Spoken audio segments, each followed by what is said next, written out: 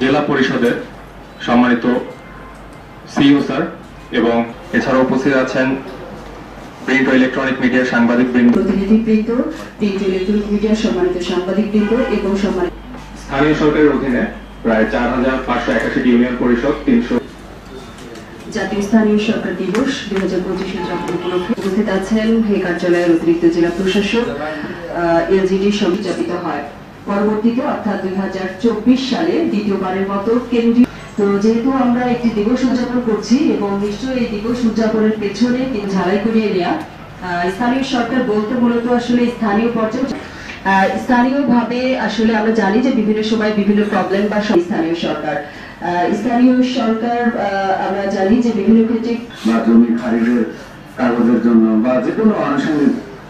নিজস্ব আয় অর্জনের ক্ষেত্রে স্থানীয়ভাবে কর নির্ধারণ করবে।